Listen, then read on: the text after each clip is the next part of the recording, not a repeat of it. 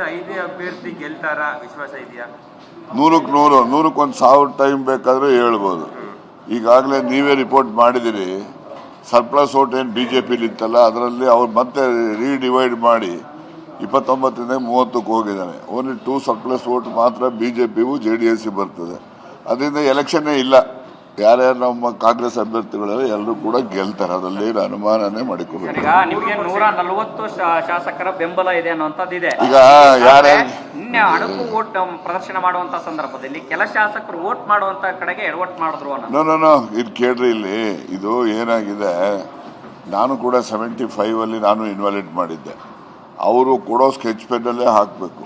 ನಾವೇನು ಮಾಡ್ತೀವಿ, ಪೆನ್ ಇರ್ತದೆ ಅಂತೇಳಿ ಅವಾಗೆಲ್ಲ ಪ್ರೆಸ್ ಮಾಡೋ ಪೆನ್ ಇರೋವಲ್ಲ, ಸುಮ್ಮನೆ ತಗೊಂಡು ಪ್ರೆಸ್ ಮಾಡಿ ಹಿಂಗೆ ಹಾಕ್ಬಿಡಿವು. ಸೊ ಈಗ ಆ ಥರ ಎಲ್ಲ ಇದ್ರೆ ಅದು ಇನ್ವ್ಯಾಲಿಡ್ ಆಯ್ತು ಅಂತ ನಮ್ಮದೇ ಒಂದು ಓಟು. ಸೊ ಈಗ ಅದಕ್ಕೆ ಎಚ್ಚರಿಕೆ ಏನಪ್ಪ ಅಂದರೆ, ಅವ್ರು ಯಾವುದು ಸ್ಕೆಚ್ ಪೆನ್ ಕೊಡ್ತಾರೆ ಅದರಲ್ಲೇ ಒಂದು ಅಂತ ಹೇಳಿಬೇಕು.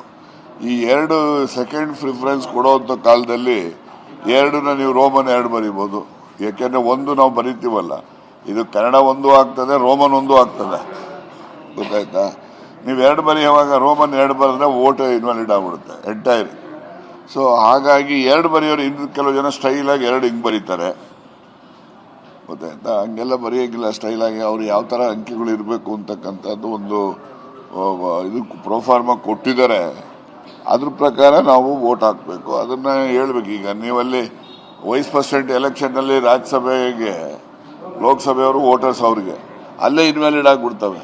ಅದರಿಂದ ಇಲ್ಲಿ ಇನ್ವ್ಯಾಲಿಡ್ ಆಗಬಾರ್ದು ಅನ್ನೋ ದೃಷ್ಟಿಗೋಸ್ಕರ ಎಚ್ಚರಿಕೆಯನ್ನು ನಾವು ವಹಿಸಿದ್ವಿ, ಬಿಜೆಪಿಯವರು ವಹಿಸಿದ್ವಿ. ಕಾಂಗ್ರೆಸ್ನ 5ನೇ ಅಭ್ಯರ್ಥಿ ಗೆಲ್ತಾರಾ ವಿಶ್ವಾಸ ಇದೆಯಾ? 100ಕ್ಕೆ 100, 100ಕ್ಕೆ 1,000 ಟೈಮ್ ಬೇಕಾದ್ರೆ ಹೇಳ್ಬೋದು.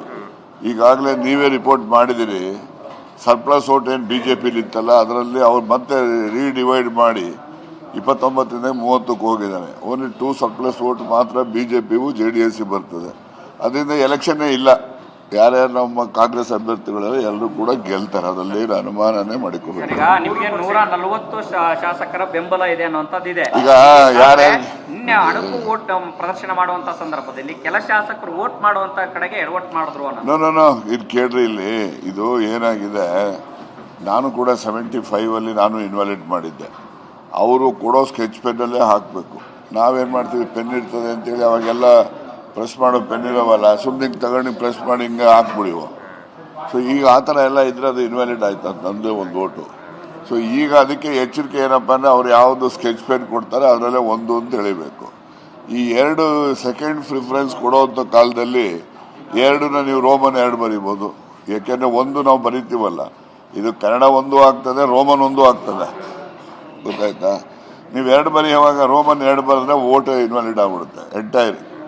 ಸೊ ಹಾಗಾಗಿ 2 ಬರೆಯೋರು ಇನ್ನು ಕೆಲವು ಜನ ಸ್ಟೈಲಾಗಿ 2 ಹಿಂಗೆ ಬರೀತಾರೆ, ಗೊತ್ತಾಯ್ತಾ? ಹಂಗೆಲ್ಲ ಬರೆಯೋಂಗಿಲ್ಲ ಸ್ಟೈಲಾಗಿ. ಅವ್ರು ಯಾವ ಥರ ಅಂಕಿಗಳು ಇರಬೇಕು ಅಂತಕ್ಕಂಥದ್ದು ಒಂದು ಇದು ಪ್ರೋಫಾರ್ಮ ಕೊಟ್ಟಿದ್ದಾರೆ. ಅದ್ರ ಪ್ರಕಾರ ನಾವು ವೋಟ್ ಹಾಕಬೇಕು, ಅದನ್ನು ಹೇಳ್ಬೇಕು. ಈಗ ನೀವಲ್ಲಿ ವೈಸ್ ಪ್ರೆಸಿಡೆಂಟ್ ಎಲೆಕ್ಷನ್ನಲ್ಲಿ ರಾಜ್ಯಸಭೆಗೆ ಲೋಕಸಭೆಯವರು ವೋಟರ್ಸ್ ಅವ್ರಿಗೆ ಅಲ್ಲೇ ಇನ್ವ್ಯಾಲಿಡ್ ಆಗಿಬಿಡ್ತವೆ. ಅದರಿಂದ ಇಲ್ಲಿ ಇನ್ವ್ಯಾಲಿಡ್ ಆಗಬಾರ್ದು ಅನ್ನೋ ದೃಷ್ಟಿಗೋಸ್ಕರ ಎಚ್ಚರಿಕೆಯನ್ನು ನಾವು ವಹಿಸಿದ್ವಿ, ಬಿಜೆಪಿಯವರು ವಹಿಸಿದ್ವಿ.